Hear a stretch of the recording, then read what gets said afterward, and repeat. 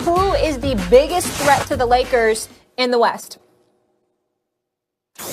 I actually think, based on what I've seen so far in the offseason, where I think the Nuggets really didn't take a step forward, where I think the Clippers maybe got marginally better with the Ibaka signing, where I look around, obviously the Warriors are hobbled. I think it's the Mavericks if they stay healthy. Porzingis won't start the season because they're being very careful with his knee. But assuming that he is rested and healthy, and he'll have most of a regular season to ramp up and to make sure he's in shape for the playoffs. In fact, he's going to play, especially considering the start date of the season, he's going to play the vast majority of the regular season, knock wood. I look at that Mavericks series against the Clippers, and I thought the Clippers were lucky to get past them. The Mavericks, don't forget, the Clippers were lucky when Porzingis got ejected for something he shouldn't have been ejected for. They won that game, and then eventually Porzingis couldn't play, and they won out. But I thought the Mavericks were the better team based on what I saw, and when both teams were at full strength, they were better. And by the way, Luka Doncic is a superstar. And he's so young, he is likely to get better. There's actually room for improvement in his game. He can shoot the ball better. He takes a lot of threes, but he can shoot the ball better, and he looks like a shooter. Like when he shoots the ball, you go, yeah, that looks good. I expect his shooting to get better, Stephen A., which is scary when you think about it. I expect his defense to get better because he's not a good defender, although maybe not quite as bad as his reputation at this point. When I look at Kleber and the roster surrounding these guys, they have length, they have shooting. I think the Mavericks are the biggest threat to the Lakers if they are healthy. I disagree with you. I think the number one threat to the Los Angeles Lakers, who are the clear I don't want to say by a mile, but pretty damn close. The Los Angeles Lakers did their due diligence this offseason. They put in the work that nobody else in the Western Conference put in, which is inexplicable to me. And I think acquiring a guy like, Montrezl Harrell, keeping Morris, adding what they added to the equation, trading what have you, I definitely think that the Los Angeles Lakers are the clear prohibitive favorite. Number two behind them would be the Los Angeles Clippers. As far as I'm concerned, the Dallas Mavericks improved defensively, but they've taken a step back offensively. I'm not a believer. The Denver Nuggets should not have lost Jeremy Grant. I don't know why he took $60 million from Detroit, but didn't take it from Denver. It doesn't seem to make much sense to me, even though I believe in Michael Porter Jr. I still think that the Denver Nuggets, in terms of their depth, I don't think they're the same team. I think the Los Angeles Clippers are the team to look out for. When you look at Harrell was obviously the sixth man of the year. He was an Energizer bunny off the bench, but he doesn't necessarily have Ibaka's game. Ibaka's got his size, his height, maybe even a little bit taller. He definitely has a better perimeter shot.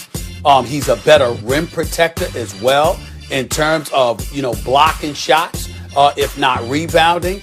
All of those things added to Paul George and Kawhi Leonard and their motivation, having something to prove after getting bounced out the way that they did. I don't think enough can be said about that. I'm certainly not saying they're better than the Los Angeles Lakers because we know better. But when you look at the fact that they've got a new fresh voice in Ty Lue, who's anxious to prove some things, who knows a thing or two about how to coach LeBron James, let alone against him. Then you combine that with Kawhi Leonard, your best player in the world, Max, at least until he got bounced out by Denver. The bottom line is that when you consider all the things that they had to do to acquire Kawhi Leonard, if there is somebody that's got to step up and produce and shows that he was worth all the sacrifices they made to get him, it's him, Mr. Load Management himself. He is a great, great player, a top 5 talent in the league. But he ain't even in the top 20 when it comes to leadership. We all know that. Paul George is a star, but you can't be a superstar unless you show up when it really, really counts, which he has yet to prove. And I love the guy. But you combine those two with their talent, with the motivation, with Ty Lue and Serge Ibaka being added to that equation, I would say, even though they're not better than the Lakers, they're better than everybody else in the Western Conference when it really, really counts. Know something? I like the offseason move of picking up Ibaka, especially on the deal they did, but he's not going to fix what you just said, Stephen A. I would be with you on the Clippers if I thought Paul George was a rise to the occasion kind of guy. Now, Kawhi choked in Game 7, right? Like, he had a bad game, especially in the second half, but it was what do you odd mean he's not because going to it's so fix what I said? unlike him. What I'm saying is, when you point to Paul George and talk about becoming a superstar instead of just an all-star, okay, you were the one who made a big deal about him hitting the side of the backboard, right? The acquisition of Serge Ibaka doesn't fix that in Paul George, who's really one of your centerpiece. Like, you have two centerpiece, right, cornerstone guys, Kawhi and Paul George. When I look at the Mavericks and I look at their cornerstone guys, Luka Doncic is a killer.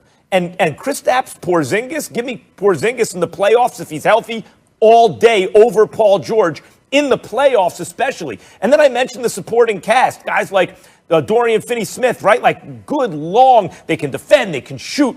And they had Josh Richardson, a real 3-and-D kind of wing. And they had a good offseason, especially considering it looked like they had limited resources. If they stay healthy, to me, the Mavericks have a top two that stack up with just about anyone. Even if you wanted to say who's the best top two other than LeBron and AD this upcoming season, I anticipate that's going to be Luka and Porzingis, and they have a deep and effective supporting cast and a real coach. I really think it only matters. The health is really the only question for me. If they stay healthy, to me, that's the team. Well, that's a big if because of Porzingis, and we know how fragile he is. Talented, but fragile. And when the game slows down in the postseason, they tend to get more physical with you. Obviously, he can put up buckets. He's 7'3", and he can shoot the rock. We get what Porzingis brings to the table when healthy. The reality is, though, because the game slows down and you're allowed a bit more physicality, that usually hinders him in some capacity. That's number one. Number two, again, you can't fix Paul George, but that was an aberration. I don't expect him to hit the side of the backboard again, okay? I still expect him to average over 20. I think his shooting percentage will be better. But Serge Ibaka is an upgrade from Harrell, who I love. Love Harrell. But he's not Serge Ibaka on the defensive side of the ball as a rim protector, and he's certainly not Serge Ibaka in terms of the ability to hit those shots. And you got to remember, because Serge Ibaka can hit those shots, he's a guy that's going to get some of those opportunities that Montrezl Harrell never presented. Third, and more important, let's understand this about the game of basketball.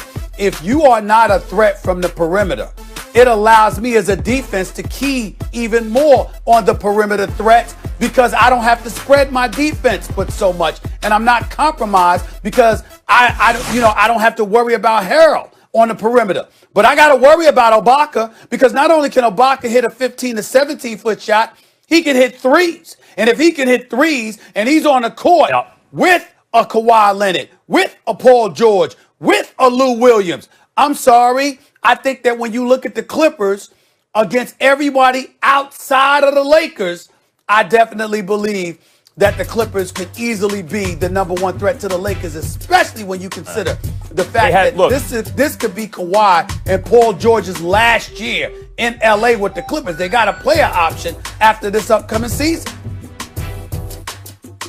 Look, I hear your Ibaka point. Him and Morris especially give you power forwards who can shoot the ball and defend. But as I just mentioned, the Mavericks also have power forwards with size who can shoot the ball and defend. And the Mavericks have size, obviously, with Porzingis. And the Mavericks have a superstar who leads in the way that you want Kawhi to lead. You lament the fact that Kawhi doesn't lead the way Luka leads. And, by the way, as opposed to the Clippers, who we know who they have. Kawhi is who he is, and he's great. Paul George is who he is, and he's excellent.